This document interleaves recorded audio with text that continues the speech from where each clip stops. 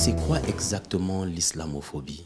Alors l'islamophobie, c'est l'ensemble des actes de rejet, de discrimination ou de violence donc, contre des institutions ou des personnes musulmanes assignées à l'islam.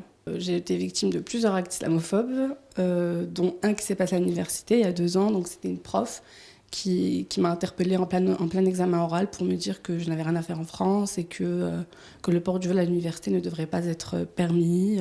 Souvent, la loi de 1905 relative à la laïcité et celle de 2004 aussi relative au port des signes religieux dans les écoles, collèges et lycées est souvent mal comprise, ce qui conduit justement à des discriminations. Donc souvent, on en parle pour que chacun puisse connaître mieux ses droits et pour mieux les défendre.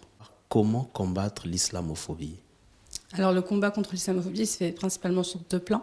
Donc on va demander aux services publics, aux institutions de ne pas tenir de discours haineux, d'intégrer aussi une représentation des personnes musulmanes ou assignées à l'islam pour que justement il y ait une réelle intégration qui se fasse. Et sur le plan individuel, on peut porter plainte quand on est victime d'islamophobie. Ça aussi, ça aide.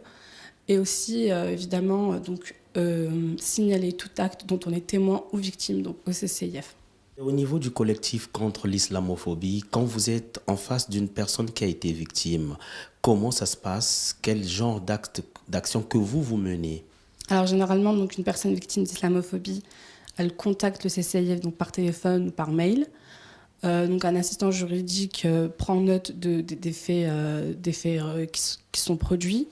Ensuite, si l'acte islamophobe est avéré, donc un dossier est créé et transmis à un juriste qui, lui, ou elle d'ailleurs, se charge de recontacter donc, la victime d'islamophobie pour établir une stratégie. Donc la majorité des cas se règlent par un simple rappel à la loi. Et parfois, il faut porter plainte, il faut aller plus loin que ça. Donc après, ça dépend aussi des volontés de la victime.